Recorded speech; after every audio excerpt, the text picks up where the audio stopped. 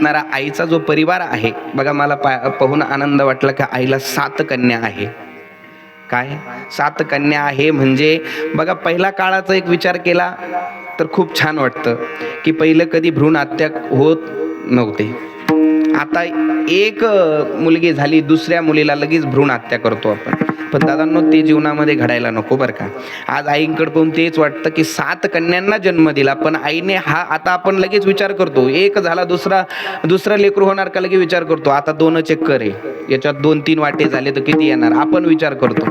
परंतु त्यावेळेचे जुने लोक हा विचार नव्हते करत. लेकरांना कर्तृत्ववान बनायचे. बरोबर आहे की नाही बाबा? तुमच्या काळाचे तुम्हीच बघा, तुम्ही 4-4 5-5 भाऊ आहे, बहिणी आहे. मलाच माझे आजोबा तेच 7-8-10 एक डझने वाटतं, मला बी मिळणे बघा. म्हणजे त्या काळामध्ये माणसाचं अंतकरण मोठं होतं, लेकरांना कर्तृत्ववान बनायचे. आता एकच लेकरू म्हणते त्यालाच राहू द्या 4 एकर, कोणाला एका लेकराला, आणि ते लेकरू यांना जीव लावत नाही, काहीच होत नाही. पण असणारं हे आईचं अंतकरण, आई वडिलांनी एवढं लेकरांना जन्म, कारण आपली संस्कृती, आपला जर तुम्हाला खरं सांगू का, आपल्या देशाला जर बांगलादेश करायचं नसेल तर भ्रूण हत्या बंद करा. माझं बोलणं कळतं का तुम्हाला?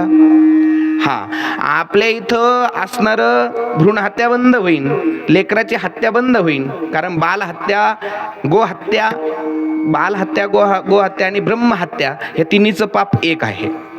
गोहत्या, कधी गाईची आपल्याकडून हत्या नाही व्हावा. लक्षात येतं ना माझं बोलणं? गाईची आपल्याकडून कधी हत्या नाही व्हावा, कधी भ्रूण हत्या, लेकराची कधी हत्या नाही होऊ, आणि ब्राह्मणाची कधी हत्या नाही होऊ. याचं पाप कुठंच फिटत नाही बरं का. म्हणून लेकरांना ह्या आईकडून आपल्याला हाच संदेश घेऊन जायचा आहे की लेकरांना संस्कारी बनवा, जे आहे त्यांना संस्कारी बनवा, लेकरांना कर्तृत्ववान बनवा. असं असणारी आईने अशा सुंदर असणाऱ्या 7 कन्यांना जन्म दिला, 2 पुत्रांना जन्म दिला. विठाला विठाला विठाला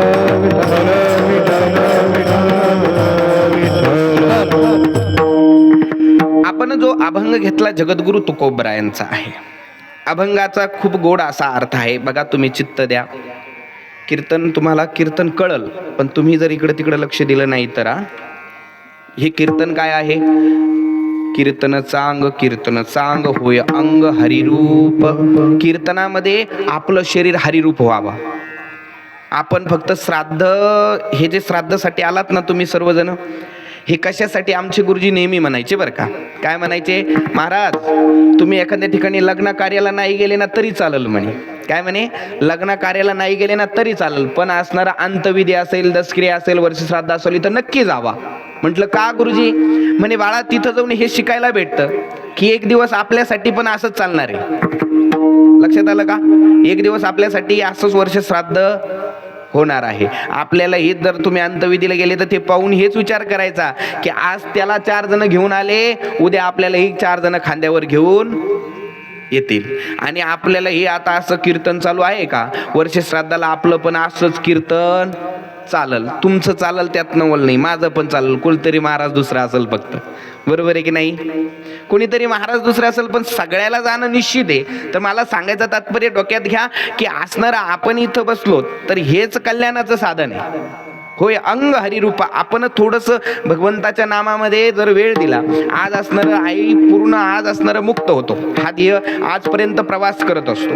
आज हे जे तुम्ही श्रवण करशाल, आज जे कीर्तन घडतं, आज काही अन्नदान घडतं, हे सगळं त्या व्यक्तीसाठी असतं, जो गेलेला व्यक्ती आहे त्याच्यासाठी. म्हणून काही लोक आपले काही काशी वगैरे करून येणारे अन्न घेत नाही, म्हणतात की आपण हे त्यांच्या नावाचं असतं. पण त्यांच्या नावाचं आहे तर आपल्यालाही एक दिवस आपल्यासाठी, पण तुम्ही जर श्रवण केलं हे तुमच्यासाठी घडलं बरं का. आपल्या जीवनामध्ये काहीतरी परिवर्तन घडावं. का घडावं? कारण हेच पाहून घ्यावा की आज असणारं आईचं काय झालं, अंतविधी झाला. अंतविधी झाला, वर्षश्राद्ध होतंय, एक दिवस आपलं पण होणार आहे. विठाला विठाला ह्याच मनाला मग सांगायचं आहे. काय सांगायचंय की ह्या आपण असणारो ह्या ज्या मायेमध्ये गुंतलेलो आहोत. कोणत्या मायेमध्ये गुंतलेलो आहोत? ह्या संसाररूपी बहुसागरामध्ये गुंतलेलो आहोत. जगद्गुरु तुकोबराय ते सांगत आहे की दादांनो, तुम्ही ह्या संसारामध्ये अटकू नका. हा संसार कसा आहे? संसार दुःख मूळ, चहूकडे इंगळ, विश्रांती नाही कोठे, रात्रंदिवस तळमळ. ह्या संसारामध्ये सुख आहे का? बोला ना, आहे का? वाटतं का तुम्हाला? बरं देवाजवळ सुख आहे का संसारामध्ये सुख आहे? कुठं आहे? मग का करता संसार? म्हणतात, आपण म्हणतो की सुख कुठं आहे? देवाजवळ आहे. संसारामध्ये सुख नाहीये. पण संसार सुटतो का? सुटत नाहीये संसार. हे मन जे आहे ना, हे सतत कुठं लागेले? संसारात लागलेले, सुटत नाही. माहितीये दुःख आहे, फार दुःख आहे. संसारामध्ये सुख आहे का? सुख पाहता जवा पाडे, दुःख पर्वता एवढे. दुःख पर्वत एवढे, सुख किती आहे? जवसा एवढं सुख आहे. फक्त थोडस सुख आहे आणि दुःख किती आहे? पर्वता एवढे. म्हणे तरी पण संसार सुटत नाही. संसार सोडायला गेलं तरी सुटत नाही. काही काही आम्हाला जर भेटले तर ते म्हणते, महाराज असं वाटतं सगळं सोडून यावं, पण सुटत. आपण आता येता येता कांताराम भाऊ आपण एकाला म्हणलो चालतो फिरतो, काय म्हणे, महाराज कसली सावड, येतो मारायला सावड नाही. मारायला सावड लागते का? लागते का? काढावं लागते का? सागर बॅग बिग भरून जावं लागतं का मारायला? नाही ना. तिथं मारायला आपण कार्यक्रमाला चांगल्या ठिकाणी म्हणू शकतो, कीर्तनाला सावड नाही, पण मरण्याला सावड करायची गरज नाही. विठाला विठाला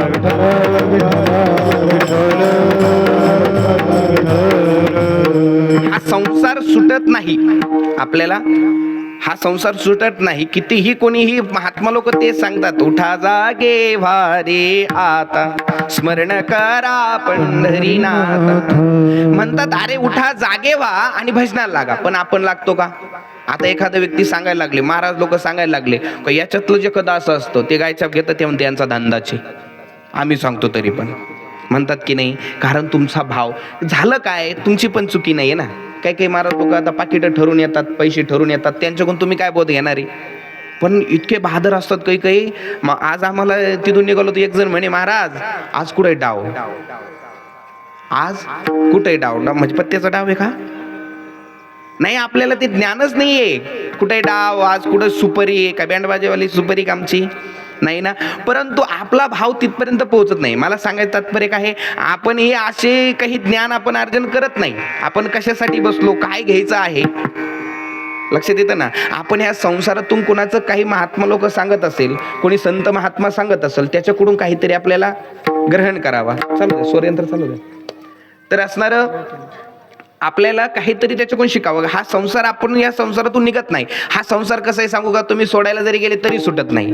बोरटीचे काटा माहिती का तुम्हाला? बोरटीचा काटा कसा असतो पाहिलं नाही का तुम्ही? शेतकरी नाही का? मग सांगा की कसा असतो? एक असतो लांड्या काटा, एक असतो सरळ काटा. आता सरळ काटा आणि लांड्या काटा, तुम्ही त्याच्यात एकदा का धोतर गुतलं, पॅन्ट गुतली, तुम्ही जर ओढायला लागले का ते ओढून धरितो. आणि जवळ जर गेले तर सरळ काटा टोच होतो. म्हणजे सोडी तर नाही, आणि जवळ गेलं का टोचल्याशिवाय राहत नाही. एक बाबांनी काय झालं, एक बाबा आपल्या लेकराला शेतात गेले, नेहमी म्हणायचे, काय म्हणायचे, अरे मी म्हणून तुझं बरं चालू आहे, जर मी जर गेलो ना तुझ्याच्यानं काहीच होणार नाही, मी आहे म्हणून तुझं चालू आहे, मी आहे म्हणून बरं चालू आहे. एकदाच त्या पोराला वैताग आला आणि ते म्हणलं, एकदा जा तरी. काय बोललं? एकदा जा तरी. असं बोललं महाराज. म्हातारं रागवलं ना. म्हातारं गेलं म्हणे, मला म्हणतो जा. मला गेलं तसं घरात गेलं, पिशी घेतली, धर शर्ट घाल पिशी, धर धोतर घाल पिशी, धर निघालं ना कानाट. कोण?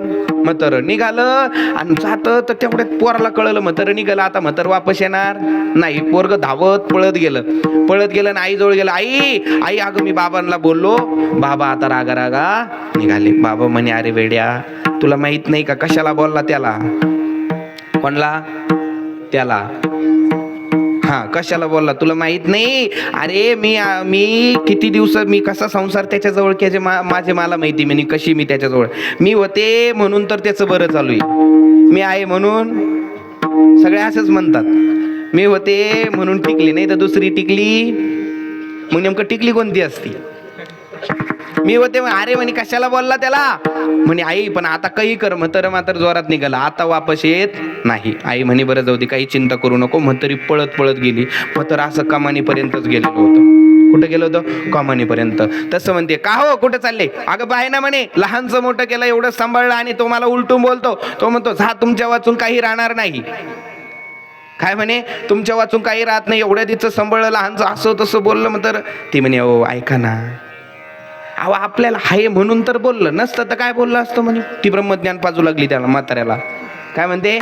की आपल्याला हाय म्हणून बोललं, ज्याला नाही त्याला कोणी बोलतं का? पुत्र नाहीच म्हणे, ते दत्तक घेतात. आपल्याला आहे तर चांगलं आहे ना म्हणे. आता म्हातारे डोळे उघडायला लागली. परत म्हणते बघा आता ते आपलं आहे म्हणून बोललं, ते काय लोकायला बोलन का म्हणे. दातानं जीभ चावली म्हणजे काय दात पाडायचे असतात का? पाडायचे असतात का दात? नाही ना म्हणे. मग आहो ते आपलं हे. लेकरानं जर मांडीवर दिय धर्म केला, दिय धर्म कळतो ना, कळतो ना. हा तर म्हणे मांडी कापायची असते का?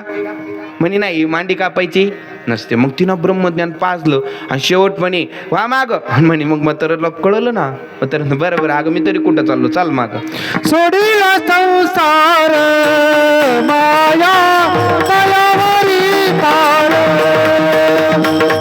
सोडिला संसार माया मायावरी ताळ,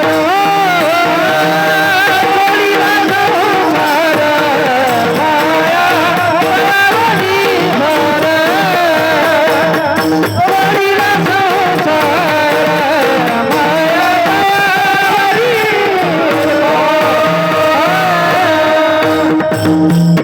हा संसार काय ही माया सुटून देत नाही.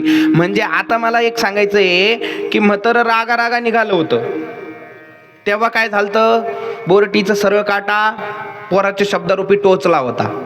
लक्षात येतं ना. तेव्हा काटा टोचला, म्हातारं निघालं. लांड्या काटा म्हातारी रूपात गेला आणि आणलं न ओढून का म्हणे जोडून. कुठं चालले? तो म्हणे आळंदीला. म्हणे नाही नाही घरी चला. आणलं घरी. हेच असणारं आपलं जीवन. हे संसारामध्ये आपण होऊन ठेवलेलं आहे. याला कशामध्ये व्हायला पाहिजे? जीवनाला परमार्थामध्ये व्हायला पाहिजे. कारण परमार्थच एकमेव असं साधन. कारण भगवंताने हा देह तुम्हाला संसारासाठी नाही दिला. भगवंतानी हा देह तुम्हाला संसारासाठी नाही. देवे दिला देह भजन गोमटा. कसा दिला देह? गोमटा दिला. गोमटा म्हणजे काय? चांगला देह दिला. कशासाठी दिला? भजनासाठी दिला. याच देही गडे देवाचे भजन अनेकही ज्ञान नाही कुठे. काय म्हणतात? ह्याच देहामध्ये तुम्हाला नामस्मरण घडल. लक्षात येतं का तुमच्यावाल्या? ह्या दुसऱ्या देहाला याचं ज्ञान नाहीये. नामस्मरणाचं ज्ञान आहे का? दुसरे पक्षी कधी रामकृष्ण हरी म्हणतात का? आपण ह्या वाणीतून रामकृष्ण हरी म्हणू शकतो. दुसरा पक्षी रामकृष्ण हरी म्हणतात का? कधी एखाद्या जनावराने कोणी रामकृष्ण हरी म्हणतात का? बोला ना. तुमच्याकडे कधी कुत्रे कधी रामकृष्ण हरी म्हणतात का? कुत्रे कधी रामकृष्ण हरी म्हणतात का? नाही लक्षात आलं का? कुत्रे कधी रामकृष्ण हरी म्हणतात का? कुत्रे कधी रामकृष्ण हरी म्हणतात का? कुत्रे नाही मेळ लागला तसा नाही लागणार. कुत्र्या कधी रामकृष्ण हरी म्हणतात का? नाही का मेळ? मग जे म्हणत नाही ते कोण? लक्षात येतं का माझं बोलणं? जे म्हणत नाही मग ते कोण? कारण पशु काय? पाप पुण्य जाणते उत्तम मध्यम भोग भोगी. ती पशु पक्षी नाही जाणते पाप कशाला म्हणतात, पुण्य कशाला म्हणतात. ते कधी रामकृष्ण हरी म्हणतात का? आणि जर आपण म्हणत नसाल तर आपल्यात आणि त्यांच्यात काही फरक आहे का? देवाने देवे दिला दे भजन गोमटा तुम्हाला भजनासाठी दिलेला दे. पण आपण खर्च कशासाठी करतो? संसारासाठी. आणि संसारासाठी खर्च इतका करतो का मरे पूर्ण शरीर टेकेपर्यंत संसारच करतो. पण आपल्या इथं 4 आश्रम सांगितलेले आहे. काय? ब्रह्मचारी, ग्रस्त, वानप्रस्थ आणि संन्यास. वानप्रस्थ आश्रमात गेल्यानंतर तुम्ही ह्या संसाराचा त्याग करावा आणि कुठं लागावा? परमार्थाला लागावा. पण आपण लागतो का? नाही लागत. आपण वानप्रस्थ आश्रमात म्हणजे जसं थोडंसं उतरत्या वयाला लागलो. आता तुम्ही पहिलं ब्रह्मचारी आश्रमात असताना खूप कमवा, शिक्षण घ्या.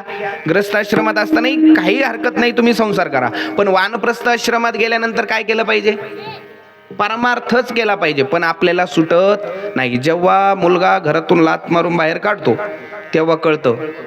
पण आपण तेव्हा आपल्याच्यानं काहीच होत नाही. मग आम्हाला म्हणतात महाराज आता गुडघे दुखते, खूप कामं केले. काय? गुडघे दुखते, आता कुठं देव होत नाही. जव हे सकळ सिद्ध आहे, हात चालावया पाये, तव तू आपुले सोयीत पाये, तीर्थयात्रा जाये चुकू नको. आपलं सोयीत याच्यात आहे की आपण तीर्थयात्रेला जायला चुकू नको. म्हणजे जवळ सकळ सिद्ध आहे, तुझे हातपाय चालतात ना तोपर्यंतच देव कर, नंतर होत नाही. नंतर तुम्ही कितीही म्हटले तरी देवदेव होत नाही. नंतर मग आमच्याकडे येतात, महाराज आता आम्हाला यायचं, दिंडीत यायचं, चालता येत नाही, राम राम म्हणता येत नाही, मग आता आमच्याकडे येणार घरून. म्हणजे आपल्याला तुम्हाला सांगू का, तुम्हाला जोपर्यंत तुमचं शरीर परमार्थ पण शरीर काम करतं तोपर्यंतच करावा, तरुण अवस्थेत करावा. आज बघा आपल्या इथे तरुण असणारे कांताराम भाऊ असेल, हे बघा तरुण मंडळी आहे, भजनी मंडळामध्ये तरुण का, जवळ हे सगळं सिद्ध आहे, तुम्ही आत्ताच करू शकतात. नंतर घडत, तुम्ही विचार पण केला तरी घडत नाही, तुम्हाला लक्षात येतं ना, नंतर घडत नाही. नंतर काही काही आता तरुणपणे असताना तुळशीची माळ गळ्यात घातली पाहिजे ना, मग मेल्यानंतर त्याच्या तोंडात काय घालावं लागतं, काय, तुळशीचं पान घालावं लागतं. पण त्याने ज्याने जीवनभर कोंबड्या तोडेले त्याच्या तोंडात तुळशीचं पान घालून काय उपयोग आहे का घालावं लागतं माहिती की ते, म्हणे देह पवित्र होतो. कधी, तुळशीचं पान तोंडात घातल्यावर. हा, पण त्याने जीवनभर कोंबड्या तोडे, त्याचा होईन कधी पवित्र. मग त्याच्या तोंडात काय घालायला पाहिजे, खरं सांगा तुम्ही, काय घालायला पाहिजे? हा बरोबर, कोंबडीचं पखाड.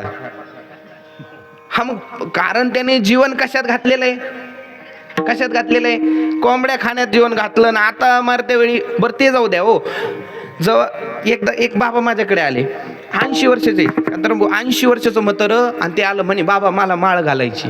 काय म्हणे, 80 वर्षाचं झालं, तोपर्यंत सगळं खाल्लं पिल्लं मजा केली, आता म्हणे माळ घालायची. मी म्हटलं बाबा वय किती आहे, म्हणे बाबा 80 वर्ष वय, 80 वर्ष. म्हणलं मग आता कशाला उगाच आता गाडी पेट्रोल पंपापर्यंत कानोडी करून आणली, टाकी उगाच फुल करता आता थोड्यासाठी. नाही म्हणे महाराज मला माळ घालायची. म्हटलं पण का घालायची, म्हणे बाबा आता दात नाही राहिले, चावाना गेलं म्हणून माळ घालायची. काय होईना, चावाना म्हणून माळ घालायची. म्हटलं धन्य आहे बाबा. तेवढे त्याच्या सोबत एक म्हातारं येलो, त्याने बाबा मला पण माळ घालायची. म्हणलं आता तुम्हाला पण चावा नका बाबा, तुमचं वय काय, म्हणे बाबा मी पण 75चा आहे. म्हणलं तुम्हाला चावा नका, नाही म्हणे मला चावत, पण आता पोरं आणि ना, काय होईना, पोरं आता आणि ना म्हणून माळ घालायची. याच्यासाठी माळ घालायची असती का, नाही हो. अहो आपल्याला माळ घालायची कशासाठी घालायची, कारण आपलं हे जीवन, नंतर तुमच्या तोंडात तीर्थाचं पाणी टाका, नंतर तुमच्या तोंडात तुळशीचं पान घाला, नंतर देह पवित्र करा. अहो त्याच्या परते देवाचं नामस्मरण करा, आताच देह पवित्र आहे ना. एकदा रामकृष्ण हरी म्हणले तरी देह पवित्र आहे. पण आपण ते जीवनभर घडत नाही. आपण जर, तुम्ही जर जीवनभर नामस्मरण नका करू, तुमचे हाडं काढं पण स्वीकारित नाही. कोण, तुम्हाला असणार नंतर म्हणतात की यांचेवाले नाही, यांनी कधी रामकृष्ण हरी म्हटले, कमीत कमी यांचे हाडं तरी काय करा, काय करा, तीर्थ सोडा म्हणे. यांची हस्ती वगैरे सोडतात ना, यांचे स्वीकारेल का ती हस्ती, लक्षात येतं ना, स्वीकारेल का नाही. एका घरी कन्या जन्माला आली, कन्या, कोण आलं, कन्या जन्माला आली, पण ती अशी खुडीची कन्या जन्माला आली, जसं एक असतात हाडाचे वारकरी, काय असतं हाडाचे वारकरी, आणि एक असतं हाडाची नास्तिक. ती हाडाची नास्तिक होती. ती कधी रामकृष्ण हरी नाही, काहीच नाही. आई वडील तिला नेहमी म्हणायचे बाई म्हण रामकृष्ण हरी, ती म्हणत नव्हती, कधीच म्हणतली नाही, तोंडात नामस्मरणच घेतलं नाही. कोणाचं, देवाचं. एकदा पण रामकृष्ण हरी म्हटली नाही, एकदा पण रामकृष्ण हरी म्हणली नाही. पण आई वडिलांना असं वाटायला लागलं, पोरगी कधी रामकृष्ण हरी म्हणत नाही, मग हिचं लग्न काय करू म्हणे, एखाद्या महाराजासोबतच लावून देऊ म्हणे, म्हणजे महाराजच्या नादी लागून कमीत कमी म्हणून मग रामकृष्ण हरी. पण महाराज त्यांनी पाहिलं, आता लग्नासाठी असतात काही महाराज, लोकांना पण भेटत नाही, त्यांना पाहिलं, भेटलं म्हणे महाराजच्या नादी लागून तरी आता कीर्तन भजन ऐकन म्हणून रामकृष्ण हरी म्हणून चाललं. त्यांनी 2-3 महिने लग्न लावून दिले, आई वडील गेलेच नाही त्या पोरीकडं. का म्हणे आता ही बरोबर तिकडे काय झाले असन, भजनाला लागले असन. पण पाहिलं महाराज जेव्हा लग्नात धोत्रावर होते, आणि 2 महिन्यात तिनं महाराज पॅन्टीवरच आणले. जेव्हा हे गेले सासू सासरे भेटायला गेले, पाहिलं जावई बापू पॅन्टीवर, का हो जावई बापू पॅन्टीवर हिंडू लागले, धोतर म्हणे तुमच्या कन्याचं आशीर्वाद आहे का तिनं मला. आता तिनं सांगितलं जर तुम्ही धोतरच घालत असाल, कीर्तन करत असाल, तर मी राहत नाही. महाराज ते झालं.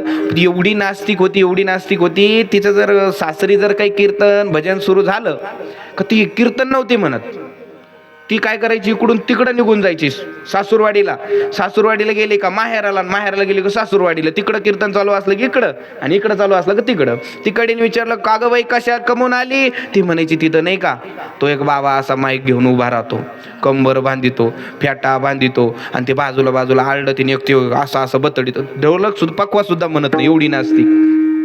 किती नास्तिक, एवढी नास्तिक होती ती. कधी बोलत नव्हती, कधी रामकृष्ण हरी बोलत नव्हती.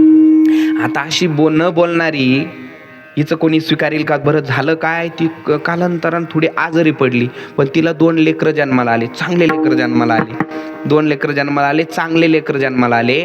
पण ते काय आजारी पडली, दवाखान्यात नेली. आता म्हातारी आजारी झाली म्हणून दवाखान्यात नेली तर तिला दवाखान्यात डॉक्टर म्हणे जो काय आजार झाला, ती म्हणे मला कसं नसं होतं. काय होतं? कसं नसं होतं. ती म्हणे आता कसं नसं नेमकं काय? म्हणे मला भोंडा येत्या बाबा, भोंडा.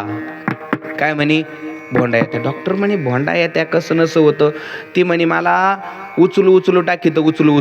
आता हे भोंडा येत्या उचलू टाकीत, डॉक्टरला मेळ लागा ना. डॉक्टरना त्याचे पूर्ण पुस्तक चाळलं, मी एवढं शिकलो गड्या, पण या भोंडावरचं काय औषध सापडा ना म्हणे. काय म्हणे? मग एवढं शिकलो म्हणे, पण भोंडावरती म्हातारी तशीच टेकली. पण काय झालं नाही, कधी रामकृष्ण हरी बोललीच नाही बरं का.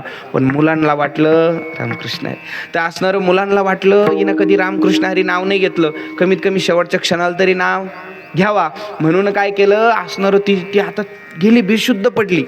तुम्हाला लक्षात येतं का? पण तुम्हाला बोलणं लक्षात येतं ना? कारण आता तिकडं आवाज येतो का नाही माहीत नाही, कारण साऊंड थोडीशी लहान आहे त्याच्यामुळे. तिकडं आवाज येतो का तुम्हाला? येतो ना? मग लक्षात ठेवा.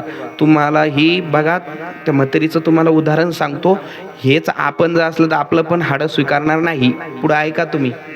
ज्यावेळेस असणारं ती आता तिला रामकृष्ण हरी म्हणायला लावायचं, कारण एकदा तरी मुखामध्ये नामस्मरण यावा अशी इच्छा कोणाची? पोरांची.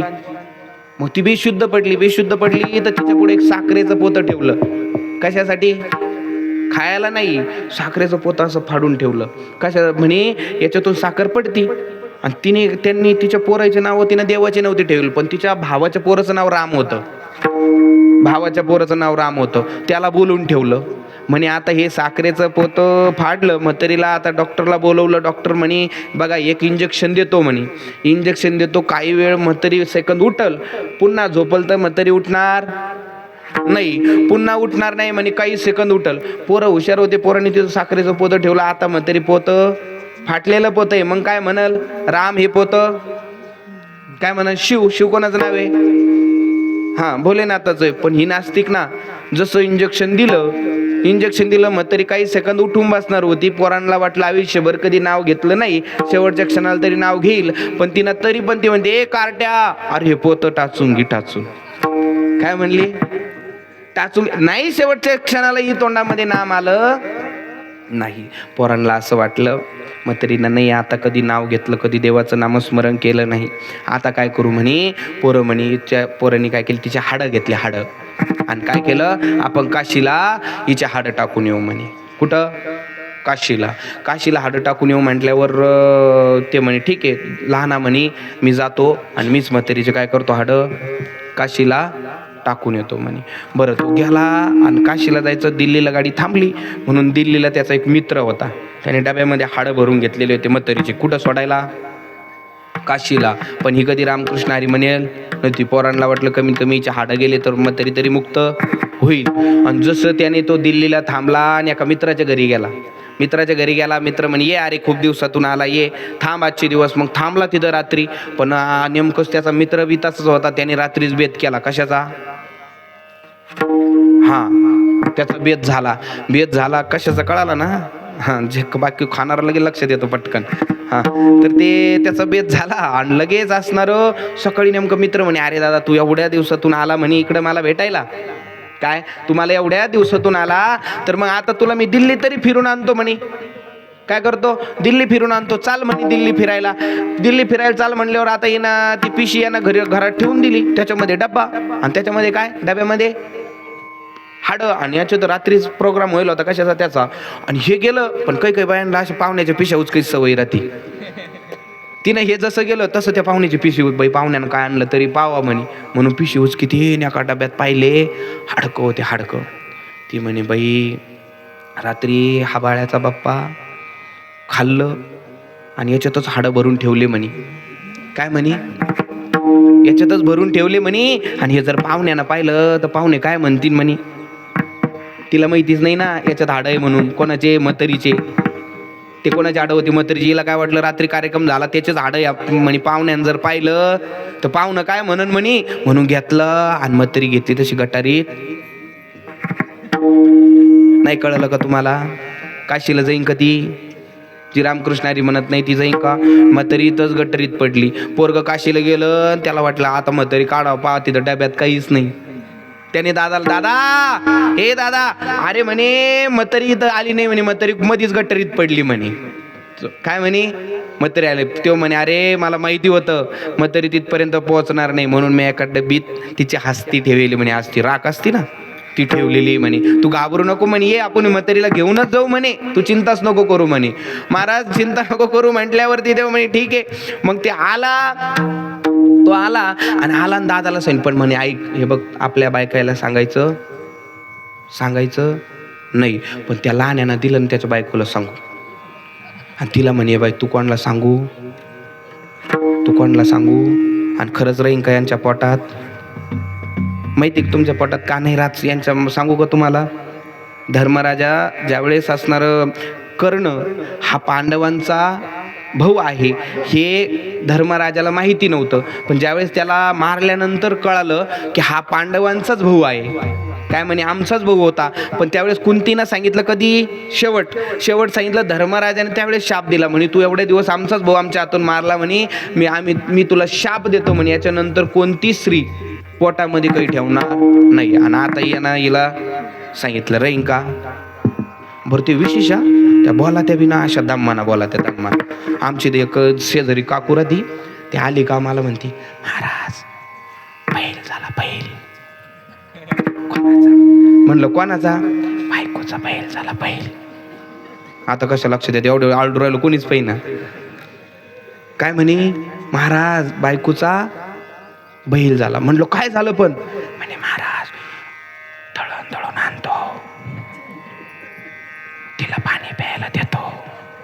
कोणला? बायकोला. बैल झाला बैल. म्हटलं बरं आई पोरींच? बहीण जावई तर लय भारी भेटला म्हणे. काय भेटला? जावई म्हणजे देव माणूस. कोण म्हणतं? म्हातारी म्हणते जावई कसा भेटला? देव माणूस. म्हटलं काय कस काय देव माणूस आई? म्हणे बाबा कधी माझ्या पोरीला झाडू मारून देत नाही, कधी धुणं धुवून देत नाही. म्हणजे पोरीला धुणं धुवून देत नाही, झाडू मारून देत नाही, तर कोण तो? बोला ना कोण तो?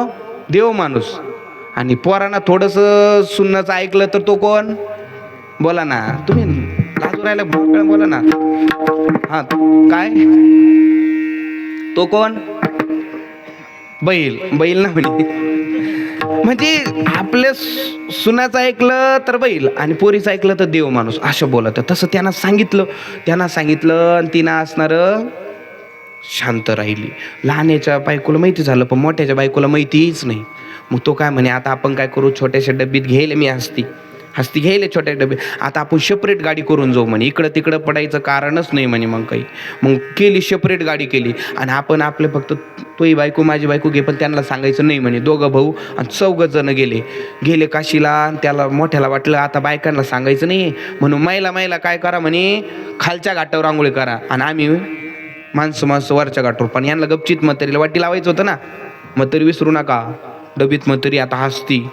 आणि म्हातारीला वाटी लावायचं. वरून इकडं ब्राह्मणाने पूजा वगैरे केली. ब्राह्मणाने पूजा केली. ब्राह्मण काका म्हणे डबी खोला टाका म्हणे हस्ती नदीमध्ये. मोठा म्हणे नाही तशी टाकू नका, ती म्हातारी हवेनं उडून जाईन म्हणे, ती पडणार नाही, लय पापी होती म्हणे. तिला अशी डबी पॅक राहू द्या ना, असंच जाऊ द्या म्हणे, तिला असंच वाहू द्या म्हणे. काय म्हणे? तसंच सोडा म्हणे नदीत. तसंच सोडली, डबी सोडली आणि नेमकं खालच्या घाटावर आंघोळी करीत होत्या. कोण? सुना. ह्या दोन्ही सुना.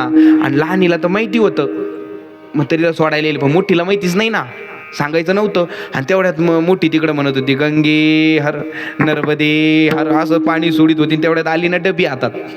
हातात आली बाई बाई म्हणे मला गंगेनं प्रसाद दिला, घेतली घातली पर्स मध्ये म्हातारी, खरी म्हातारी काय डबल म्हातारी खरी. आणि यांना तिनं काहीच बोलली नाही, कोणालाच बोलली नाही.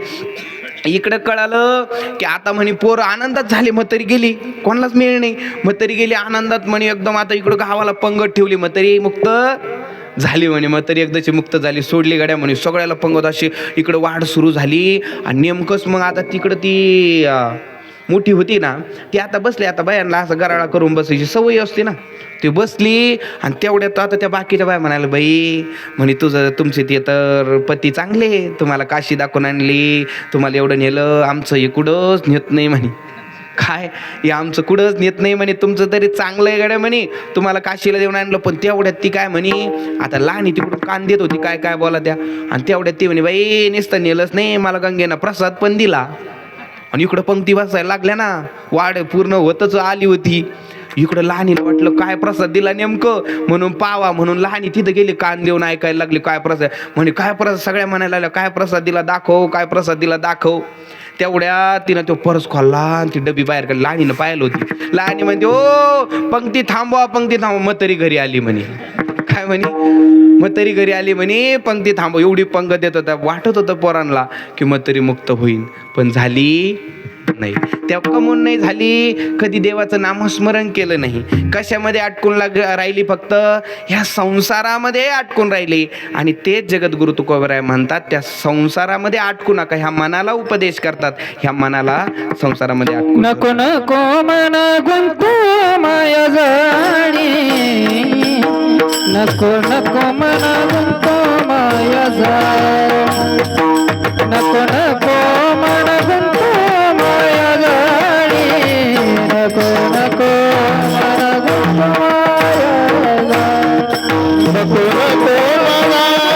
माया जाणी, नको नको मन गुंतू माया जाणी, नको नको मन गुंतू माया जाणी, नको नको मन गुंतू माया जाणी, नको नको मन गुंतू माया जाणी, नको नको मन गुंतू माया जाणी, नको नको मन गुंतू माया जाणी, नको नको मन गुंतू माया जाणी, नको नको मन गुंतू माया जाणी, नको नको मन गुंतू माया जाणी, नको नको मन गुंतू माया जाणी, नको नको मन गुंतू माया जाणी, नको नको मन गुंतू माया जाणी. लजवळी ग्रासा बाया, बाया लजवळी ग्रासा बाया, बाया लजवळी ग्रासा बाया, बाया लजवळी ग्रासा बाया, काळाची उडी पडेल बाटे भा, काळाची उडी पडेल बाटे भा, काळाची उडी पडेल बाटे भा, काळाची उडी पडेल बाटे भा, काळाची उडी पडेल बाटे भा, काळाची उडी पडेल बाटे भा, काळाची उडी पडेल बाटे भा, काळाची उडी पडेल बाटे भा. नको नको मना गुंतो माया जाळी, काळाला जवळी ग्रासावया. ह्या मनाला उपदेश करतात, नाही तुटत. मी तुम्हाला पहिलं उदाहरण दिलं की हे मायेचं जाळं आहे. जसं उदाहरणार्थ हे बघा की जसं कमळ पाहिलेलं आहे का, कमळामध्ये तो भुंगा असतो. भुंगा जसं कमळामध्ये तो मकरंद घेण्यासाठी जातो, कोण भुंगा मकरंद घेण्यासाठी जातो, असं मकरंदाच्या अधीन होऊन जातो, अशा त्या मायेच्या जाळ्यामध्ये अटकतो. कमळ संध्याकाळी असं बंद बंद व्हायला लागतं, ते कमळ तसंच मिटतं. आता जो भुंगा इकडं बांबू पोखरतो, जो भुंगा इकडे बांबू पकडतो, त्याला कमळाची पाकळी तोडणं काही अवघड आहे का? अवघड आहे का? नाही. परंतु त्याच्यावरती एवढं प्रेम करतो, एवढं स्वतःला आटकून घेतलेलं असतं कोणा, त्या भुंग्याना, की त्याला हे जाळं तुटत नाही. तो त्याच्यामध्येच आपला प्राण देतो. कोण कोण भुंगा कशामध्ये? जाळ्यामध्ये. आपण तसंच आहोत. आपल्याला माहिती आहे की याच्यामध्ये सुख नाहीये. काय? संसार दुःख मूळ. संसार दुःखाचं मूळ आहे, पण आपल्याला माहिती असूनही आपल्याला हे सुटत नाही. हे प्रेम, ही माया, ही सुटत नाही. माया विघ्ने भ्रमला खरे, माया विघ्ने भ्रमला खरे, माया विघ्ने भ्रमला खरे, माया विघ्ने भ्रमला खरे. हे तो संपातीचे वारे, संपातीचे वारे, म्हणता मी माझे निघरे, माझे निघरे. हे तो संपातीचे वारे, हे तो संपातीचे वारे. साधुकारे जाईला धनदारा पुत्र जन, धनदारा पुत्र जन. साधुकारे जाईला धनदारा पुत्र जन, धनदारा पुत्र जन. विठ्ठला विठ्ठला विठ्ठला विठ्ठला विठ्ठला. सांगतात की मायाविना भ्रम राखरे. हे असणारं आपण असं ह्या संसारामध्ये अटकलेलो आहोत. ह्या संसारामध्ये तुम्हाला सांगू का, तुम्ही सगळे चित्त देऊन ऐका. तुमच्यातलंच सांगतो बघा. आपल्यावरती कोणी प्रेम करतं, कोणी आपल्या घरातलं वारतं, तर मला एक सांगा, हे कोणासाठी रडतात? तुम्ही रडतात ते कोणासाठी रडतात? जो मनुष्य गेला त्याच्यासाठी रडतात का जो आत्मा गेला त्याच्यासाठी रडतात? कोणासाठी? शरीरासाठी रडतात का आत्म्यासाठी रडतात? बोला ना, कोणासाठी रडतो?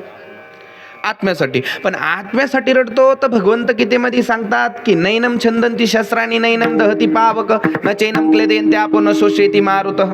भगवंत काय सांगतात की आत्मा कुठं मरत नाही, तुटत नाही, बुडत नाही. मग तुम्ही रडतात का बरं? म्हणजे तुम्ही कोणावर प्रेम करतात? शरीरावर करतात. अहो, शरीरावर जर प्रेम करतात तर ते शरीर तर तुमच्या पुढं पडलेलं असतं. मग तुम्ही रडतात का बरं? ते पुढंच असतं. शरीर कुठं जातं का? बोलणं लक्षात येतं का? तुम्ही इकडे बारकाईने लक्ष द्या. ते शरीर पुढं पडलेलं आहे. जर शरीरावर प्रेम करतात तर तुम्ही रडतात का बरं? शरीर पुढे आहे ना. नाही लक्षात आलं का? जाऊ कमी घरी का? मी काय सांगतो की जर तुम्ही शरीरावर प्रेम करतात तर शरीर तुमच्या पुढे आहे की नाही? आहे की नाही? मेलेल्या माणसाचं शरीर तुमच्या पुढे पडेल आहे की नाही? मग तुम्ही रडतात का बरं? त्याच्या डोकं आदळती कमून. जर तुम्ही आत्म्यावर करता, आत्मा मरत नाही ना हो. आज पण आजीबाई आपल्यात आहे की नाही? वर्ष झालं पण आत्मा हे कुठं जात नाही ना. मग तुम्ही रडतात का बरं? नाही का? लक्षात नाही येऊ लागलं का माझं बोलणं? बरं जाऊ दे, ते सोडा. आता दुसरं आहे का? तुम्ही जे म्हातारं तुमच्या इथं 80 वर्षापर्यंत असतं ते वारल्यावर तुम्ही जास्त रडतात का जे 20 वर्षाचा मुलगा असतो तरुण त्याच्यासाठी जास्त रडतात? कोणासाठी सांगा ना? पोरासाठी? किती वर्षाच्या? 20 वर्षाच्या पोरासाठी. तुमच्या सोबत जास्त पोरग जास्त वर्ष राहिलं 20 वर्ष का जे 80 वर्ष म्हातारं राहिलं ते जास्त दिवस राहिलं तुमच्या सोबत? कोण राहिलं जास्त दिवस? सांगा ना. कोण राहिलं जास्त दिवस? 80 वर्ष म्हातारं राहिलं आई का पोरग राहिलं? आणि तू कोणासाठी जास्त रडती? तरुण. माझं बोलणं लक्षात येतं ना. तुम्ही जास्त कोणासाठी रडायला पाहिजे? मग जे 80 वर्ष तुम्हाला एवढं सांभाळलं, घरदार बांधलं, तुम्हाला एवढं सांभाळलं, मग त्याच्यासाठी जास्त रडायला पाहिजे का जे तरुण पोरग गेलं त्याच्यासाठी जास्त रडायला पाहिजे? तुम्हाला लक्षात येईना का? नेमकं मला कळा ना माझं बोलण्यात चुकू राहिलं का काय? तुम्ही पाहते टाका मग. हा तेच कारण आजूक पोरा म्हातारं गेलं का म्हाताऱ्या कोण असणार त्या कळतं. आता हे काही कामाचं राहिलं नाही म्हणून जास्त रडत. तरुण आहे म्हणतात, याच्याकडून अजून खूप कामं करून घ्यायचं बाबा, अजून याच्याकडून लई कामं. म्हणजे मग मला आता एक उत्तर द्या, तुम्ही शरीरावर पण प्रेम करत नाही आणि आत्म्यावर करत नाही, तुम्ही कशावर प्रेम करतात? कामावर. कारण तुम्ही जर शरीरावर केलं असतं तर मग शरीर कुठं जात नाही. म्हणजे तरुणावर जास्त रडतात का? कारण याच्याकडून जास्त काम करून घ्यायचंय. म्हणजे आपण सगळे प्रेम कशावर, तुम्हाला जर आई असं भ्रमात आपण असाल की माझ्यावरती माझे लेकरं बाळ माझे घरचे प्रेम करतात का प्रेम? नाही नाही नाही, तुमच्या कामावर प्रेम आहे. तुम्ही जोपर्यंत त्यांच्या कामाचे आहे ना तोपर्यंत सगळे तुमच्यावर प्रेम करतात. ज्या दिवशी तुम्ही एखादं म्हणालच ना, हा बाबा मी माझे तसे पण प्रेम करतात, घरातलं फक्त काम सोडून बघ, काम करायचं नाही घरात काहीच, महिनाभर जेवण भेटन, नंतर म्हणत जा. नाही, आपल्यावरती कुणीच प्रेम करत नाही. नाही रे नाही कुणाचे कोणी, नाही रे नाही कुणाचे कोणी, नाही कुणाचे कोणी, नाही रे नाही कुणाचे कोणी. अंतिवाची प्राणा माझे माझे म्हणूनी, अंतिवाची प्राणा माझे माझे म्हणूनी, नाही रे नाही कुणाचे कोणी, नाही रे नाही कुणाचे कोणी, नाही रे नाही कुणाचे कोणी, नाही रे नाही कुणाचे कोणी. कोणाचे माया बाप कोणाचे घन गोता, कोणाचे माया बाप कोणाचे घन गोता, कोणाचे माया बाप कोणाचे घन गोता, कोणाचे माया बाप कोणाचे घन गोता. गोगोवत दैलया, गोगोवत दैलया, कोणाचे माया बाप कोणाचे घन गोता, कोणाचे माया बाप कोणाचे घन गोता, कोणाचे माया बाप कोणाचे घन गोता, कोणाचे माया बाप कोणाचे घन गोता. कोणाचे मायबाप कोणाचे घनगोत्र, आपलं कोणीच नाही. काय नको नको मना गुंतू माया जाळी. अरे म्हणे का बरं नको गुंतू? कारण म्हणे काळ आला जवळी ग्रासावया. काळ आपल्या जवळ येतोय. काय घडी घडी काळ वाटयाची पाहे, अजून किती आहे अवकाश. दादांनो, आपल्याला क्षणोक्षणाला काळ वाट पाहतो. काय आपण क्षणोक्षणाला काळ म्हणून सावध व्हा. काळ बरं इथं तुकोबराय काय म्हणतात? नको नको मना गुंतू माया जाळे, काळ आला जवळी ग्रासावया. जवळी आला म्हणजे काळ जवळ आला का आपण त्याच्या जवळ गेलो? लक्षात येतं का बोलणं? काळ आपल्या जवळ आला का आपण त्याच्या जवळ गेलो? आपण त्याच्या जवळ गेलो. पण तुकोबरा काय म्हणतात? काळ आला जवळी ग्रासावया. कारण तुम्ही आता किती, कोणाचं वर्ष 45 आहे, कोणाचं 60 आहे, कोणाचं 70 आहे. आता आपल्याला माहिती नाही का आपलं मरण उद्या आहे का परवा आहे. म्हणून काळ आला जवळी ग्रासावया. कारण उद्या जर काळ जवळ जवळ आला, आता जवळ जवळ आला, आता सावध हो. लक्षात आलं का? बरं कोणाला माहिती का, एक जण मी एकदा असंच म्हणलो, बाबा तुम्ही मरणार आहे. ते म्हणे बाबा मला कसं काय म्हणलं तू मरणार आहे? मरणार आहे का आपण? मरणार आहे का नाही बोला ना. मरणार आहे की नाही? निश्चित आहे. याच्यात काही तीळ मात्र संशय आहे का? नाही. आपण सगळेजण 7 दिवसात मरणार आहे. नाही कळलं का? 7 दिवसात. तुम्ही म्हणा बाबा कोण आमच्या मरण्यावर टापलात. पण 7 दिवस म्हणजे कोणते? रविवार, सोमवार, मंगळवार याच्यातूनच जाणार आहे ना आपण. काय ह्या 7 दिवसामध्ये आपण 1 दिवस जाणार आहे. पण आपण ह्याच्यावरती एक आवरण पडलेलं आहे. आपल्याला वाटत नाही की आपण जाऊ का नाही. म्हणून म्हणतात काळ आला जवळी ग्रासावया. तो काळ आपल्याला कधी ग्रासून घेईन सांगता येत नाही. कोण? काळ. तेव्हा सावध हो आणि ह्या मायेतून बाहेर निघायचं. कोणत्या मायेतून? ह्या संसारूपी मायेतून तुकोबराय तेच म्हणतात, लाथाळीला संसार केला षडउर्मेचा मार. षडउर्मेचा मार केला म्हणतात, मी या संसाराला लाथळवलं. ह्या संसाराला लाथळायचं आणि भगवत भजनाला लागायचं. कारण हे सगळं काय आहे? माया आहे, माया. आपल्याला वाटतं की बाबा मायासाठी जीव देतील, म्हातारी मायासाठी जीव देतील. एक आमच्या शेजारी, आमच्या तुम्ही इकडं पहा ना, ते कुत्र भुकायला लागले, सगळे पाहायला लागले. मी एवढ्या वेळचं भुकतो ना, हा कीर्तन सांगतो तर तुम्हाला इकडं लक्षच नाही. पण मग ह्यालाच तर म्हणतात, हे मन चंचल ही मन कृष्ण, हे चंचल असं मन असतं. हे इकडे तिकडे भटकत, पण इकडं लवकर लागत नाही. एक बाबा मला बोलले, म्हणे महाराज असतो ना, माझ्या बायकोचा माझ्यामध्ये खूप जीव आहे म्हणे. असतो का? म्हणे माझ्यामध्ये खूप जीव आहे म्हणे माझ्या बायकोचा. म्हटलं नाही बाबा, हे सगळं खोटं आहे. नाही म्हणे महाराज, खरंच माझ्यामध्ये खूप जीव आहे म्हणे. म्हटलं काय म्हणती बायको? म्हणे ती म्हणते मी तुमच्यासाठी जीव देईन. कोण? बायको देईन का? मी म्हटलं बाबा भ्रमात जगतात तुम्ही, भ्रमात. म्हणे नाही बाबा खरंच म्हणते ती. मग म्हटलं बरं ठीक आहे, तुम्हाला पाहायचं का? म्हणे हो सांगा. म्हटलं माझ्याकडे तुम्ही दररोज येत जा, मी तुम्हाला एक प्राणायाम शिकवतो की 4-4 तास तुम्हाला एकदम शरीर थंड, तुमचा नस नाड्या बंद, असं माझ्याकडे प्राणायाम आहे. शिकायचं का? तुम्हाला कोणाला ब्राह्मण वाटत असन माझ्यावर कोणी प्रेम करतो, तो प्राणायाम शिकवतो मी. ते माझ्याकडे आलं, त्याला शिकवला मी. काय 4 तास नस नाड्या बंद होऊन असा त्याला प्राणायाम शिकवला. आणि त्याला म्हटलं, तू म्हणतो ना बायकोचा लय जीव आहे माझ्यात. म्हटलं जाय आता, म्हातारीचा लय जीव आहे ना, जाय म्हटलं, कर म्हटलं प्राणायाम सुरू. ते गेलं घरी, त्याने पूर्ण अभ्यास करून घेतला. माझा 1 महिनाभर येत होता, शिकला. आणि घरी गेला आणि त्याने तो झोपेतून उठायच्या वेळेसच प्राणायाम सुरू केला. काय नस नाड्या बंद.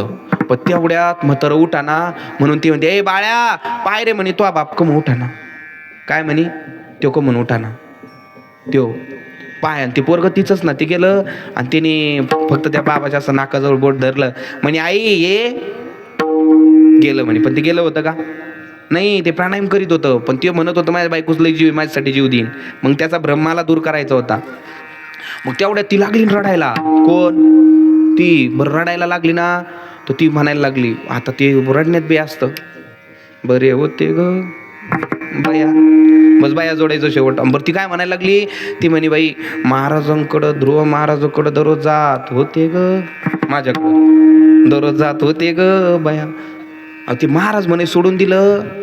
ती म्हणते त्या बुवाकडं, बुवा आम्हाला आळंदीला बुवा म्हणतात, बोकडी बा नाही, काय म्हणतात? बुवा म्हणजे आळंदीला बुवा म्हणतात. आता भाषात फरक असतो बरं का, भाषात. आम्ही कांताराम भाऊन आम्ही एकदा इकडं बीडकडे कीर्तनाला गेलतो, बीडकडं बरं का. कांताराम भाऊन आम्ही बीडकडे कीर्तनाला गेलो. नेमकं जेवायला बसलो आणि त्या ताईंनी मस्त सुंदर असं जेवण बनवलं आणि जेवण आम्हाला दोघायला वाढून दिलं. आणि तेवढ्यात ते म्हणे, महाराज थोडा चटका देऊ का? मी म्हटलं आता हे चटका काय बाबा, इकडं काही नियम आहे काय? का महाराज लोक कोणी बाहेर चाललं का उलटणं गरम करायचं आणि लावायचं, असं काय आहे काय? मी म्हटलं ताई मला नका देऊ, आमच्यासोबत कांताराम भाऊ यांना द्या. ते म्हणे महाराज काय करता असं? मी कीर्तन ऐकायला आलो, तुमच्यासाठी गाडी आणली, मला कुठं चटका द्यायला हवी त्या? म्हटलं थांबा एकदा पाहू द्या एकदम नेमकं काय चटका काय भानगडे. मग कांताराम भाऊ म्हणे बरं येऊ द्या. मग आता ती आली महाराज घेऊन एवढ्या वाटीत आणि त्याच्यात चमचा काय आली घेऊन, ठेसा मिरचीचा. आणि कांताराम भाऊला दिला आणि मग ती निघाली. मी म्हटलं ताई मला पण द्या. काय काय? हा चटका ठेसा. म्हणजे भाषाचा एवढा फरक असतो बघा. तर ती म्हणायला लागली, ती रडायला लागली. ती काय म्हणती की दररोज ह्या बुवाकडे जात होते. सगळे लोक एकत्रित झाले, बाई गेले म्हणून सगळे एकत्रित झाले लोकांनी. आणि हे विचार करू राहिले महाराज कमून येईना, कोण तो पडेल तो. त्याला मी प्राणायाम शिकवला होता आणि ते म्हणजे ध्रुव महाराज कमून येईना. त्यांनी पूर्ण असं असणारे 3 बांबू घेतले, त्याच्यावरती प्रेत बांधलं. याला बांधायला लागले. बरं ते पक्क बांधतात, ते पळतं का काय उठून ते मला मिळणे अजून. त्याला असं पक्क आवळी द्या. त्याला ते आवळू राहिले. ते म्हणतो बाबा हे आता दुखू लागलं पण आता महाराज कमून येईना. त्याला उचलायला लागले. त्याला वाटलं मला जाळीते, पण तेवढ्यात मी गेलो. ओ खाली ठेवा खाली ठेवा. तेवढ्यात त्याला खाली ठेवलं आणि मग मी म्हटलं खाली ठेवा. म्हणे महाराज पहा ना हो, तुमच्याकडं दररोज येत होते ना, दररोज. ती म्हातारी ती रडत होती आणि ती काय म्हणते मला, महाराज माझी चिठ्ठी कुठं हरवली होती ग बाया. चिठ्ठी कळलं का? म्हणजे मला न्यायला पाहिजे होतं, यांना कशाला नेलं म्हणे. माझी चिठ्ठी, माझंवालं नाव कुठं हरवलं होतं म्हणे, यांना कशाला नेलं म्हणे. मला न्यायला पाहिजे होतं म्हणे. न्यायला पाहिजे होतं तर तेवढ्यात म्हणे महाराज काहीतरी करा ना तुम्ही. म्हटलं बरं बरं घरातून दूध आणा म्हणलं. दूध काय करा आता त्याला प्राण्या मी शिकवलेला होता ना, तो मला माहिती होतं जिवंत आहे. बाकी त्याला वाटलं गेला. मग घरातून दूध आणलं ग्लासभर आणि मी काय केलं होतं जाता जाता नेमकं चुलीतली राखणी येईल होती पुडीत बांधून आणि तीच त्याच्यात टाकली. काय ती उदीन. त्यांना म्हटलं हा आता हा ग्लासभर दूध घ्या, जे दूध घेईन ते जाईन आणि बाबा उठून बसन म्हणलं. काय हे दूध घ्या, जे घेईन का ते जाईन आणि बाबा उठून बसन. जी म्हातारी म्हणत होती का म्हणे बाबा मी चिठ्ठी कुठं हरवली ग. म्हणलं आई अगं तुझी चिठ्ठी मी सापडून देतो म्हणलं. एवढं दूध घे तुझा शी ना बाबा उठन. म्हणे बाबा मी घेतल्यास दे पण नातू माया वाचून राहत नाही ना. कोण नातू माया वाचून राहत नाही म्हणे बाबा. मग म्हटलं तुझी सुनबाई होती का सुनबाई, तिची पण दात खिळ बसत होती. तुझी दात खिळ बसत होती. म्हणलं मग सुनबाईला म्हणलं घेते का. ते नाही ना या बाळ्याचा पप्पा माझ्याशिवाय राहत नाही. काय तो राहत नाही म्हणलं कोण घेतं मग. म्हणे कोणीच घेईना. बरं मग तर एवढी चॅप्टर होती ती डंगर. मला म्हणते महाराज जगाच्या कल्याणा संताच्या विभूती देव कष्टविधी परोपकारे. बाबा म्हणे तुझं कोण आहे मागं पुढं फुपाट उडं तू घे ना म्हणे. मला म्हणती काय म्हणती बाबा तुझं कोण आहे म्हणे मागं पुढं फुपाट उडं तू घे ना म्हणे. म्हटलं बास मग तरी अशी भेटावा. मग म्हटलं बरं आई मी घेतो म्हणलं. मी घेतो म्हणलं. मग मी घेतलं दूध घेतलं आणि त्याला म्हणलं उठ. काय म्हटलं उठ म्हणलं. मी दूध घेतलं आणि ते उठून बसलं ना. मग आता त्यांनी खुश व्हायला पाहिजे की नाही. खुश व्हायला पण ती मग डंगर माझ्याकडे पाहू राहिली. हा ध्रुव बाबा कोण मारा ना मी, कारण मी दूध घेतलं होतं ना. मग मी त्याचा गोड असं त्याचा गैरसमज काढला. म्हणलं बाळा हे फक्त म्हणतात म्हणलं बाबा आपल्याला हे माझ्यासाठी जीव देईन. हे सगळं काय आहे म्हणायच्या गोष्टी. पण आपण ह्या मायेमध्ये अटकू नका. नको नको मना गुंतू माया जाळी. काळ आला जवळ ग्रासावया. आणि म्हणे ज्यावेळेस त्याचं बोलवून येईन ना मग कोणाचं त्या काळाचं, त्यावेळेस तुला मायबाप पण सोडणार नाही आणि कोणीच सोडणार नाही. महाराज दुसऱ्या चरणात सांगतात काळाची उडी पडला बाजेवा. काळाची उडी पडला बाजेवा. काळाची उडी पडला बाजेवा. काळाची उडी पडला बाजेवा. काळाची उडी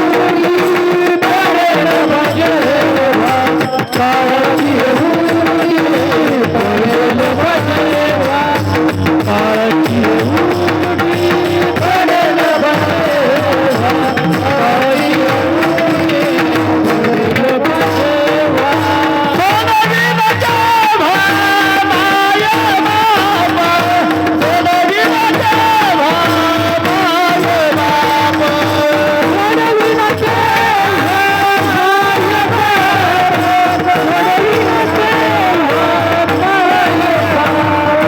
काळाची उडी पडला बाजेवा.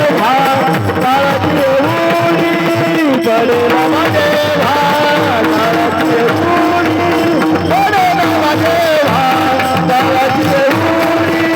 पडला बाजेवा.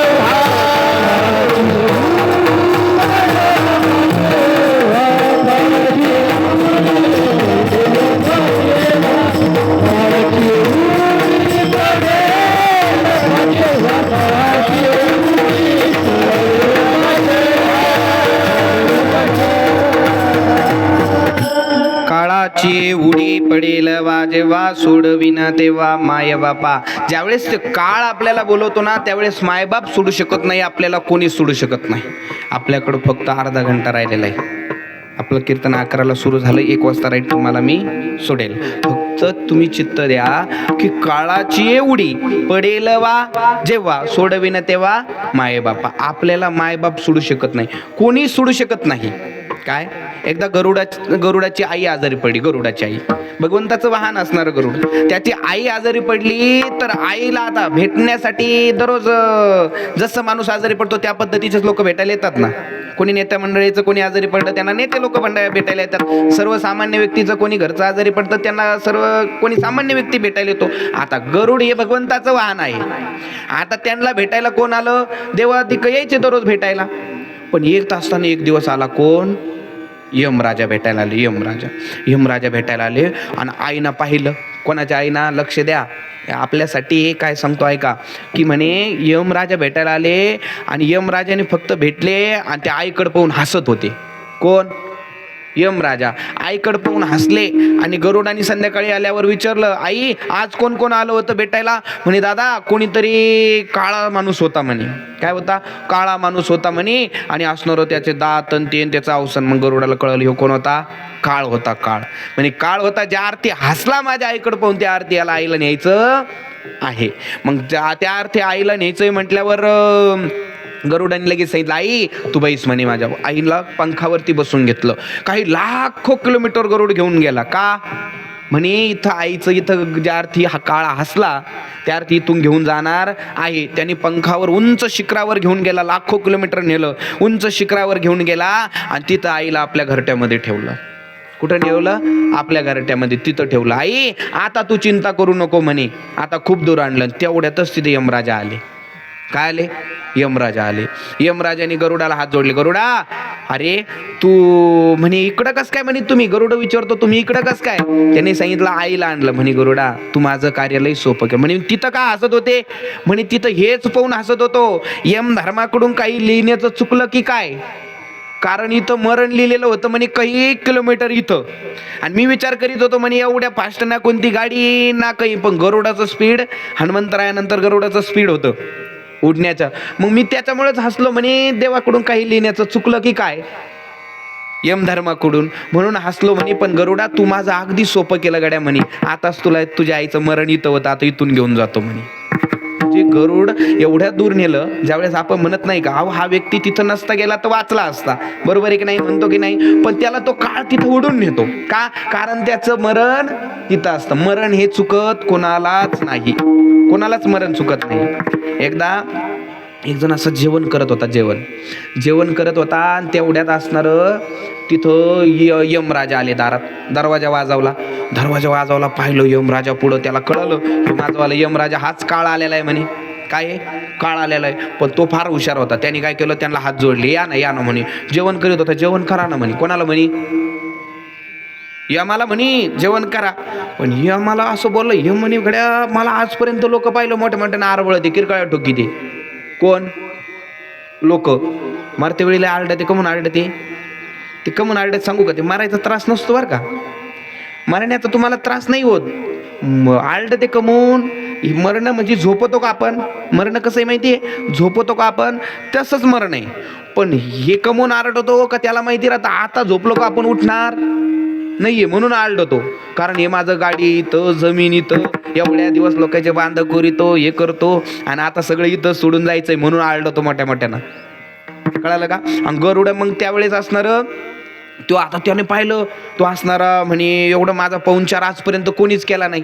यमराजा म्हणतो पण याने मला जेवायला म्हणे घ्या ना म्हणे. जेवण दिलं आणि नंतर असं दूध बनवून दिलं. कोणा?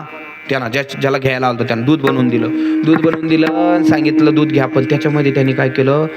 झोपीचं औषध टाकलं. झोपीचं. कोणाला देऊ राहिला दूध?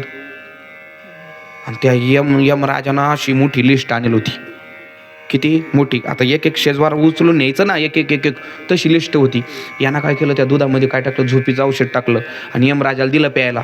यमराजा खुश झाला. यमराज दूध पेला आणि त्याला म्हणे गड्या मी थोडा आराम करतो, कारण ते झोपीचं औषध होतं. यमराजा मस्त झोपला ना. याने तोपर्यंत पाहिलं याचं नाव वरच होतं बाब्या. यानं पाहिलं बाब्या नाव वर आहे गड्या म्हणे. आता आपल्या उच्चारण त्यानं ती चिठ्ठी काढली, सगळ्यात खाली घातली.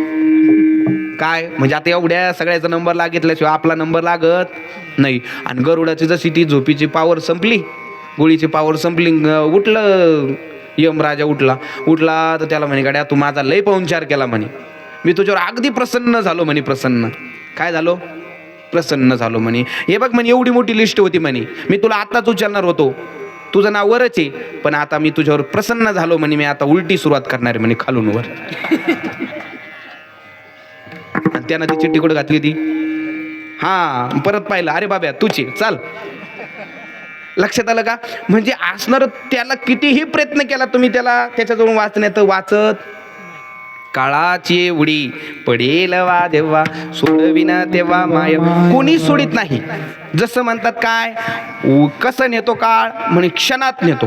जसं उंदराला बोका कसा नेतो? पाहतो उंदीर घेऊन जाये बोका, तैसे काळ लोका नेतसी. काय म्हणतात? उंदीर कसा नेतो? उंदराला कसा नेतो बोका? किती? 1 तास लावतो का? अर्धा तास? 1 मिनिट? 10 मिनिट? 10 सेकंद? किती सेकंद मग? 1 सेकंद पण नाही. उंदराला मेळ लागत नाही बोक्यानं कसं उचललं म्हणून, कारण त्याला मेळ लागला तो पकडल्या जाणार नाही ना. खरंय की नाही? पहा तो उंदीर घेऊन जाई बोका, तैसे काळ लोकांनी तसे तो कोबर आहे म्हणतात. एकदा काय झालं, एकदम बाजारामध्ये गेला आणि बाजारामध्ये असे लाल लाल चटक गाजरं विकायला आले होते. काय आले होते? गाजरं. लाल लाल चटक गाजरं आले म्हणून त्यांना पाहिलं. दरवेळेस 1 किलो घेतो तो गड्या म्हणे, आता असणार 5 किलो गाजरं घेतो म्हणे लेकरा बाळांना खायला. त्यांना 5 किलो गाजरं घेतले लेकरांना खायला. जसं आणलं घरी पिशी टेकवली आणि घराला कडी लावली, गेला बाहेर काम आवरायला. तेवढ्यात तिकून उंदराची नजर पडली. कशावर? गाजरावर. उंदीर म्हणतो ना, वा वा वा, आज काय माल सापडला. कोण म्हणतो? उंदराने लगेच धरलं गाजर, उचललं, नेलं आपल्या घरात. कोणा? त्याचं उंदराचं घर कुठे आहे? बीळ आहे आपल्याच घरात. ते उंदीर काय म्हणतो? हे कोणाचं घर आहे? उंदीर काय म्हणतो? त्या बिळात ते मध्ये जातो तर तो काय म्हणतो? हे घर कोणाचं आहे? उंदीर काय म्हणतो? बोला ना. माझं घर म्हणतो ना. ज्या अर्थी उचलून तिथं नेतो त्या अर्थी तो उंदीर काय म्हणतो? हे घर कोणाचं आहे?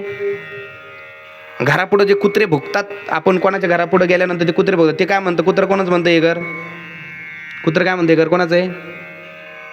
माझं आहे. बरोबर. आणि आम्ही एकदा आत्ता एका घरी अशी बैलगाडी घेऊन चाललो. ते नेमकं खळ्याकडे बैल उडीत होते. ते बैल काय म्हणतात? हे घर कोणाचं आहे? बैल काय म्हणतात? हे घर कोणाचं आहे? बैल पण काय म्हणतात? हे घर कोणाचं आहे? बैल पण म्हणतात हे घर कोणाचं आहे? मी काहीच बोलत नाही बरं का. हां, बैल पण काय म्हणतात? हे घर कोणाचं आहे? माझं आहे म्हणतात ना. कोण म्हणतं? कोण म्हणतं? येतं का? लक्षात येतं ना? गाया म्हणू का एकदा? काय म्हणतात? हे घर कोणाचं आहे? माझं आहे म्हणतात. इथं बैल म्हणतो माझं आहे, कुत्रं म्हणतो हे घर कोणाचं आहे? माझं आहे. घरातला उंदीर म्हणतो हे घर कोणाचं आहे? माझं आहे. जर उंदीर म्हणतो माझं आहे, बैल म्हणतो माझं आहे, कुत्रं म्हणतो माझं आहे, आणखीन प्राणी राहतात, बकऱ्या बिकऱ्या, ते सगळं काय म्हणतात? हे घर कोणाचं आहे? सोडल्यावर त्या कुठं पळतात? आपल्या घरापुढं पळतात. बरोबर आहे की नाही? ते आपण काय म्हणतात? हे घर कोणाचं आहे? माझं आहे. जर एवढे सगळे म्हणतात माझं आहे माझं आहे, ते एखाद्या दगडाखाली किडे मकुडे असतात ते सगळे म्हणतात हे घर माझं आहे, सगळे म्हणतात माझं आहे, मग आपण कोणत्या भ्रमात जगतो? आपण पण काय म्हणतो? हे घर कोणाचं आहे? बोला ना, बोला ना. माझं आहे म्हणतो. आपण म्हणतो. म्हणजे त्यांच्यात आणि आपल्यात काही फरक आहे का? लक्षात येतं ना माझं बोलणं? की जर सगळेच म्हणतात माझं आहे माझं आहे, बरं ठीक आहे. मग त्या उंदरानं बरं एक गाजर नेलं. कोणा? उंदरानं. मग उंदराने एक गाजर नेलं तर त्यानं ते आता घरात नेलं, दुसरं उचललं, घरात नेलं. काय करायला लागला? थप्पी लावायला लागला. थप्पी. कोण? कोण? बोला ना. कोण? उंदीर. थप्पी लावायला लागला. थप्पी कशाची? हा, गाजराची. कोण? उंदीर. उंदीर. उंदीर. तुम्ही नाही लावत ना. हा, उंदीर. उंदीर. उंदीर काय करायला लागला? थप्पी लावायला. बरं त्याचं समाधान. बरं ते उंदरात जीव केवढा के? बरं उंदरात जीव केवढा के? कुठेतरी 10-2 गाजरामध्ये भागायला पाहिजे. जीव केवढा के? बरं 4-5 एकरामध्ये भागायला पाहिजे ना. तरी खुरपं घेऊन जात तिथं बांध कोरप. नांगरांना बांध कोरता येत नाही, खुरपं घेऊन जाणार तिथं कोरीत बसणार. कोण? उंदीर. हा, बरोबर. कोण? हा, ज्याला लक्षात येतं त्यालाच येतं. काही उंदीर. उंदीर काय करतो? थप्पी लवितो. थप्पी. उंदीर काय करतो? बरं थप्पी लवितो. त्याचा जीव केवढा के? जीवाला किती लागतं खायला? कोणाच्या? कोणाच्या? माप. जर तुम्ही समाधान मांडलं, आनंद मांडला तर सुखानं. बरं उंदरानं जर तेवढे 2-4 गाजर 1 किलो 2 किलो नेले तर साहजिक जाऊ दे, त्याच्यात समाधान मांडला असता, आनंदात राहिला असता का नाही? पण जसं इकडून शेवटचं गाजर राहिलं आणि बोक्याची नजर पडली, तसा उंदीर धरला आणि तसा उचलून नेला. थप्पी कुठं राहिली? कोणाची? तेच तुकोबराय बोलतात, मी नाही बोलत ना. तू पहा तो उंदीर घेऊन जाये बोका, तैसे काळ लोका नेतसे. जसं उंदराला क्षणात गायब करतो ना, तसाच काळ आपल्याला क्षणात गायब करतो. मग त्याच्यासाठी काय करायचंय, थप्पी नाही रचू. उंदरानं जर समाधान मांडलं असतं तर आनंदात खाऊन पिऊन राहिला नसता का, राहिला असता की नाही. पण आपण दुःखी आहे, कशासाठी आहे म्हणे, आणखी शेजाऱ्याचा बंगला झाला म्हणून दुःखी आहे. काय, एक जण दवाखान्यात गेलं तर डॉक्टरला म्हणे माझं पोट दुखत म्हणे, पोट. डॉक्टर म्हणे काही म्हातारीच होती म्हणे, काही पोट भात बीत खाल्ला का रात्रीचा म्हणे, नाही नाही म्हणे, काही शिळ्या भाकरी वगैरे म्हणे काहीच नाही म्हणे. मग दुखत काऊन म्हणे, शेजाऱ्यानं गाडी घेतली बंगला झाला म्हणून. आता याला काही औषध आहे का? दुसऱ्यांचं चांगलं होणं, आपलं पोट दुखणं, याला काही औषध आहे का? नाही. तुम्हाला एक सांगू का, गोड सांगतो बघा. मुक्त कोण होतो सांगू का? जो मुक्त तो होतो की ज्याची इच्छा शिल्लक राहत नाही. मुक्त कोण होतो? ज्याची इच्छा शिल्लक राहत नाही, काहीतरी कमवायचं, हे घ्यायचं. बरं, ते पुन्हा जर त्याची इच्छा शिल्लक राहिली ना, तर पुन्हा जन्माला यावं लागतं. काय, इच्छा शिल्लक असल्यावर पुन्हा जन्म घ्यावा लागतो, पुन्हा त्याला ते घरदार ह्याची त्याची अपेक्षा तयार होते. मग ते पुन्हा तेच भोगीत बसणार. एक महात्मा होते बघा, आता आपलं 5-10 मिनिटं राहिलं कीर्तन. तर एक महात्मा होते, मरत्या वेळी त्यांनी शिष्यांना सांगितलं, लक्ष द्या, की शिष्यांना सांगितलं, तुम्ही नका पाहू घड्याळ, मी सांगतो, मी टाईमवर सोडेल तुम्हाला, चिंता नका करू. तर असणार की सगळे असं काय सांगतो तुम्ही, महात्माजी होते. महात्माजी असणार शिष्यांना म्हणे, दादा मी मुक्त झालो का, इथं कशाचा आवाज येईन म्हणे, तुला ढोलकचा आवाज येईन म्हणे. कशाचा? ढोलकचा आवाज येईन म्हणे. तर महात्माजीचा अंतविधी झाला, पण ढोलकचा आवाज आलाच नाही. ढोलकचा आवाज आला नाही. शिष्यगण विचारतात म्हणे, आपल्या त्यांचे गुरुबंधू आले होते, त्यांना विचारलं म्हणे, आमचे गुरुजी बोलले होते की मी जर मुक्त झालो तर ढोलकचा आवाज येईल, पण आला नाही म्हणे, ढोलकचा आवाज नाही म्हणे. मग तुझे गुरुजी कुठं झोपत होते म्हणे? इथं रूममध्ये नेलं म्हणे. खिडकी उघडी होती का म्हणे? हो खिडकी उघडी होती म्हणे. दरवाजा उघडायला लावला म्हणे. कसे झोपेले होते? कोणत्या कुशीवर म्हणे? डाव्या कुशीवर. हे महात्मा तसेच झोपले, जसे त्याचे गुरुजी झोपले होते तसेच. का मुक्त झाले नाही ते पाहायचं होतं. तिथून पाहिलं, खिडकीतून पाहिलं तर म्हणे एक बोरीचं झाड होतं, आणि त्याला एक लाल लाल चटक बोर होतं. काय होतं? लाल लाल चटक बोर होतं. शिष्यांना सांगितलं, शिष्यांनो ते बोर तोडून आणा म्हणे. बोर तोडून आणलं, आणि त्या गुरुजीने ते बोर फोडलं, त्याच्यामध्ये एक आळई होती. काय होते? आळई. शिष्यांना म्हणे, शिष्यांनो तुमचे गुरुजी सापडले म्हणे. काय म्हणे? तुमचे गुरुजी सापडले. ते म्हणे कुठे? म्हणे हे पहा आळई आहे म्हणे, बोर खाऊ राहिले म्हणे. म्हणे गुरुजी, आमचे गुरुजी कसं काय बोर? म्हणे फक्त हे मरत्या वेळी त्या बोराकडे पाहत होते म्हणे, मला हे बोर खायचं, आणि तसेच मरण पावले म्हणे. काय? हे तसेच मेले म्हणे बोर न खाता, म्हणून पुन्हा आता त्यांना आळईचा जन्म भेटला ना, आता बोर खाऊ राहिले म्हणे.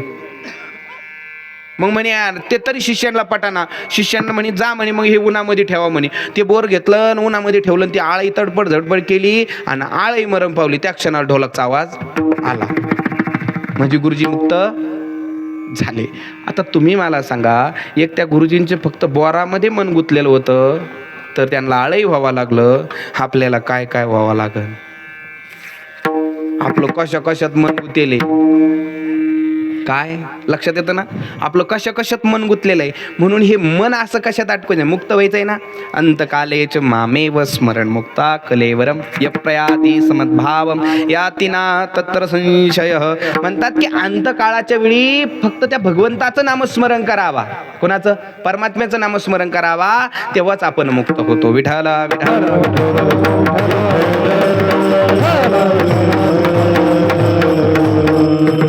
तर असणार काळाची उडी पडेल वा जेव्हा सोडविन तेव्हा माय बाप सोडित नाही, तुम्हाला कोणीही सोडत नाही. काय? सोडविना राजा देशीचा चौधरी, सोडविना राजा देशीचा चौधरी, सोडविना राजा देशीचा चौधरी, सोडविना राजा देशीचा चौधरी, सोडविना राजा देशीचा चौधरी, सोडविना राजा देशीचा चौधरी, सोडविना राजा